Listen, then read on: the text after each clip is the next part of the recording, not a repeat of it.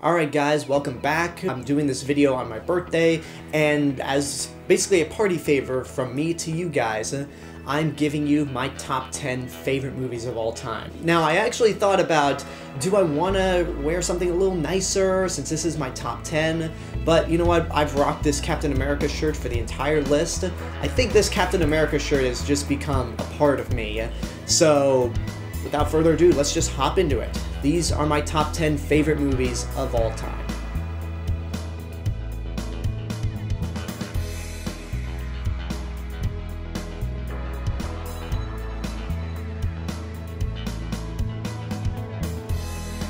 Number 10.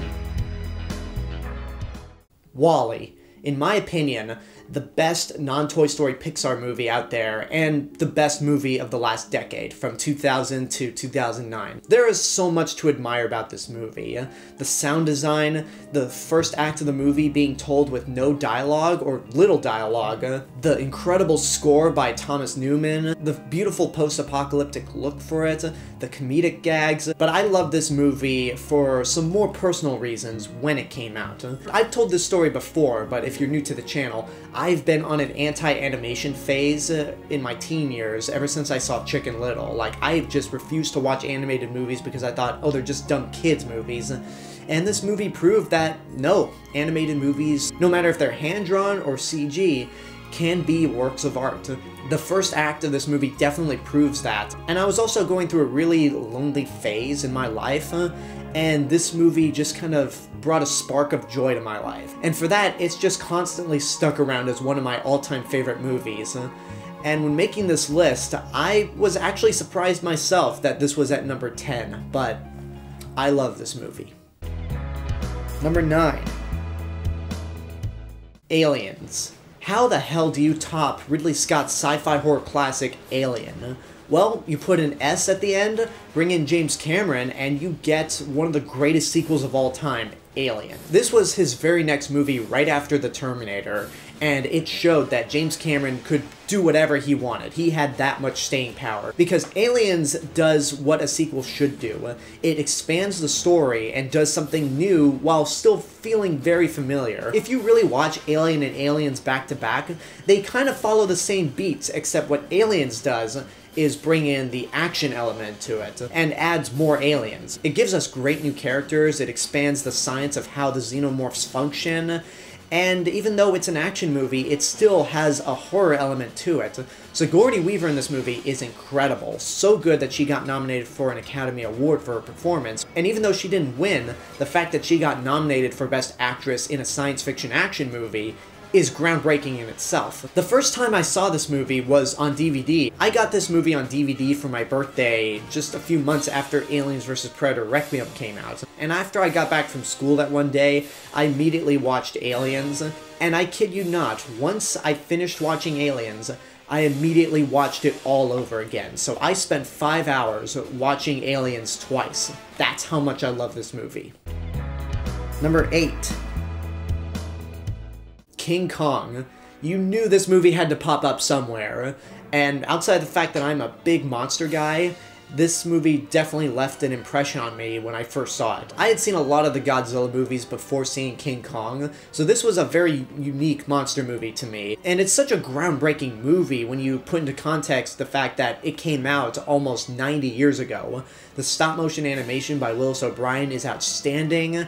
The score by Max Steiner is incredible. This was one of the first movies that really took advantage of sound, because this was in the early days of sound movies, and it did not waste any opportunity to use sound. It's a very timeless story with strong characters, great performances by Fay Wray, Robert Armstrong, even though Fay Wray, for the last half of the movie, just screams non-stop. And yeah, it can be annoying, and yeah, she is the cliche damsel in distress, but I think her character is likable enough to where you don't want to see her get killed, even though there's no way Kong is going to harm her at all. I mean, there's not much else I could say about this movie that hasn't been said. It's so groundbreaking that they invented many new techniques to bring the special effects to life. It's got so many iconic scenes, from the T-Rex battle to Anne's sacrifice to the rampage in New York to the scene on top of the Empire State Building where the planes are shooting down Kong. It is nothing but iconic.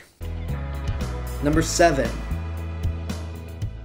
Terminator 2 Judgment Day. I love the original Terminator, and I love Aliens, but for me, James Cameron's magnum opus is Terminator 2. Yeah, on the outside, Terminator 2 does have the same plot as the first movie, except the roles are reversed, where the T-800, played by Arnold Schwarzenegger, is the good guy. But there's so many layers to this movie that makes it so much more deep than the first Terminator was. When you get right down to it, all the characters start off as something and then they evolve into something else. They go through complete arcs within this movie alone.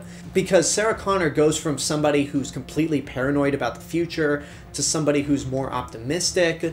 John Connor goes from this rebellious little shithead to somebody who could really pass as a leader of the Resistance. And even the Terminator himself starts out from being a killing machine to somebody who understands the value of human life. And on top of all that, it's an incredible action movie. The stunts are amazing, the special effects are iconic, the CGI on the T-1000 is groundbreaking. This was 2 years before Jurassic Park, and even to this day, the CGI for the liquid metal still looks incredible.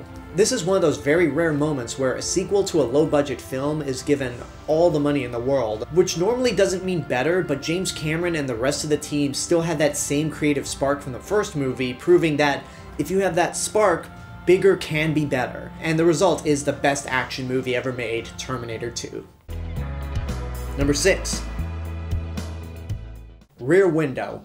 Hands down, my favorite Alfred Hitchcock movie ever. People will usually go to Psycho, people will go to North by Northwest, people will go to Vertigo, which I bet some of you are surprised is not on this list anywhere. But for me, no movie that Hitchcock has made can top Rear Window. It's a very simple murder mystery like most of Hitch's movies, but what makes this movie stand out more than anything else is the way it's told. The entire movie, with the exception of 2 scenes, are filmed from Jimmy Stewart's apartment.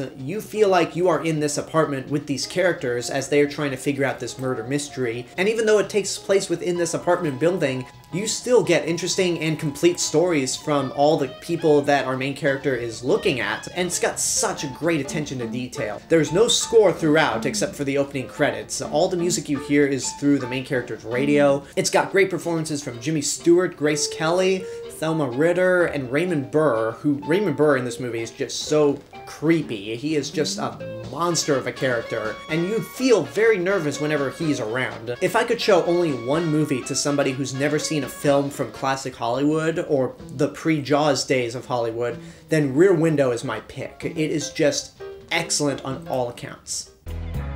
Number 5. Toy Story.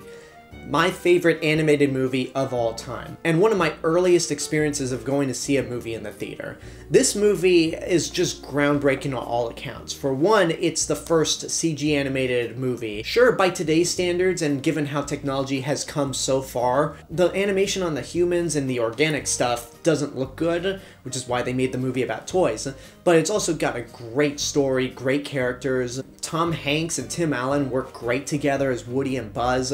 All the side characters are memorable. The Randy Newman songs and score are iconic. And after this movie came out in VHS, my brother and I watched it so much that we would just quote Woody and Buzz back and forth. Whether it was in the house, whether it was on road trips, we would not stop quoting this movie, and it's Toy Story. It's the movie that really put Pixar on the map, and it continues to be my favorite of their movies. Number 4. The Empire Strikes Back, also known as Star Wars Episode 5. Obviously, I couldn't talk about A New Hope or Return of the Jedi without The Empire Strikes Back being far behind. And yeah, at number 4, this is the best Star Wars movie ever made. And this movie is like Aliens in the sense that it expands the story of this galaxy far, far away and really puts our characters to the test and puts them in darker situations. And it's also like Terminator 2, where going bigger is better. There's so much about this movie that is just perfect all around. Luke Skywalker's continuous journey to become a Jedi Knight, the journey of Han Solo going from a smuggler who wants to leave the rebellion just to get back to his life, to ultimately sacrificing himself to save his friends. The dynamic between Harrison Ford and Carrie Fisher works tremendously. It's got a great script by Lawrence Kasdan. The John Williams score is once again iconic, and the Imperial March is just iconic in its own right. That theme gives me chills every time I hear about it. Darth Vader is perfected as a villain in this movie. The special effects and action scenes are bumped up to 11, better than in the first movie. Like the Battle of Hoth and the chase in the asteroid field gets me every time. And for me, it still has the best twist in any film. It's so iconic that parents will even film their kids who have never seen it for the first time. And in some cases, people will just film random people who have never seen Empire for the first time. So it's obviously a testament to how well this movie has stood the test of time. It's just all sorts of brilliance. Number 3. Jaws. The movie that coined the term summer blockbuster, and Spielberg's best movie in my opinion.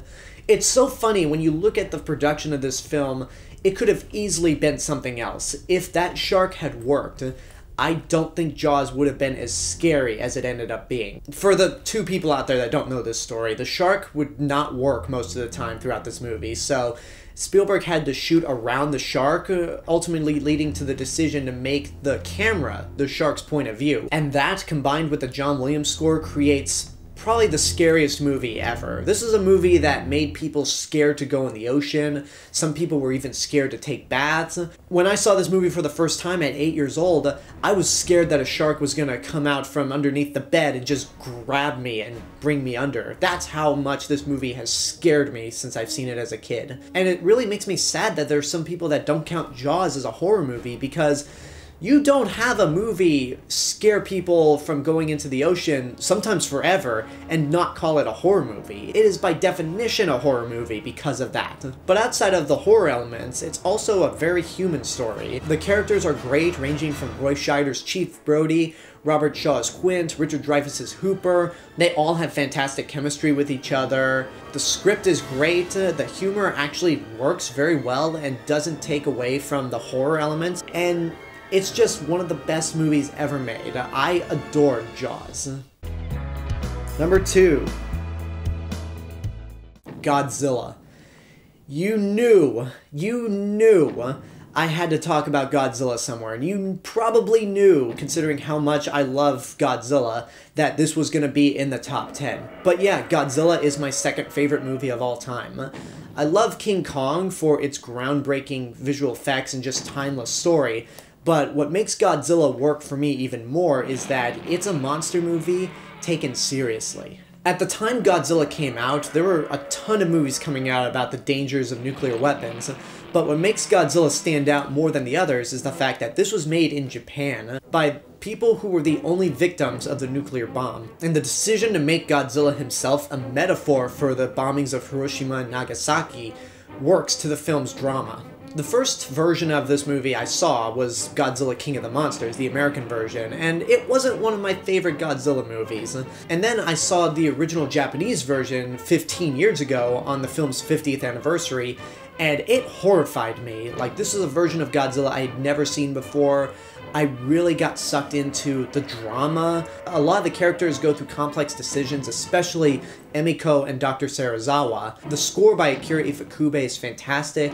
The cinematography is grim and dark and lends itself to the film's dark tone. And Godzilla himself is just one of the most iconic monsters out there. It has some groundbreaking special effects in its own right. Every single shot of Godzilla in this movie is imprinted in my mind. It's that iconic. It's just one of the greatest films ever made. Not just in terms of monster movies, not just in terms of science fiction movies, but one of the greatest of all time. Alright, so I've talked about 99 of my favorite movies of all time. What could top Godzilla? Because if you've been following my channel for a while, you know that Godzilla is my specialty. So what in the world could even top the King of the Monsters? Well, here it is. Number 1. Back to the Future. The 2 sequels, Back to the Future 2 and 3, were tied at number 83, so you knew this movie had to be somewhere, and it took me a while to really think, Godzilla, Jaws, Back to the Future, Empire, what's my number 1? But I ultimately have to go with Back to the Future because it's got everything. It's a high school movie, it's a comedy, it's an action movie, it's science fiction, it's got everything you could possibly want. The characters are great. Michael J. Fox as Marty McFly is so relatable. Christopher Lloyd as Doc Brown is great and one of my favorite performances of all time. Like, in a perfect world, I would have loved to see Christopher Lloyd get an Oscar nomination for this movie. He's that good. The score by Alan Silvestri is great, and the Back to the Future theme is my favorite non-John Williams theme ever. The script is so tight. It's got clever dialogue. It's got so many plot points that come in and out. Nothing in this movie goes without being mentioned, being changed, and every time I watch this movie, I always find something new and different, something I've never noticed before. For example, in the past 5 years, I've seen this movie twice in theaters. The first time was a 30th anniversary screening at the Egyptian. The second time was a Collider video screening at the ArcLight, and I never noticed that for the first bit of the movie, you never hear the Alan Silvestri score until the DeLorean shows up. I could just go on forever about this movie, talking about all the character moments, my favorite lines, the little details like the Twin Pines Mall being changed to the Lone Pine Mall when Marty goes back to the future, but I'd be here all day. I could talk about Back to the Future endlessly because it's my favorite movie of all time. This was a very hard list to make because I just love films, but I feel very comfortable by saying Back to the Future is my favorite movie of all time. And there you go. That's it. Done. Those are my top 100 favorite movies of all time. I want to thank you guys for sticking around with this series of videos for more than half a year. And for those of you who are new to this channel or just subscribed, I want to say thank you. Thank you guys for helping me reach 3,000 subscribers earlier this year. There's going to be a lot more content coming your way, including a chronological recap of the Marvel Cinematic Universe leading up to Avengers Endgame. And that recap will include Captain Marvel in there. And then another set of Godzilla videos the closer we get to King of the Monsters. I really feel like 2019 is going to be an incredible year. And I thank you guys for watching, subscribing, sharing with your friends. I could not be more grateful for what you guys are doing out there. But getting back to the subject at hand, what are your top 10 favorite movies of all time? Let me know in the comments below. What do you think of this list? And until next time, I hope you enjoyed this video. Don't forget to subscribe to the channel, give this video a like, and of course leave a comment. Don't forget to support my Patreon page, follow me on social media, and until next time, this is the real Mr. Robinson telling you there's only one.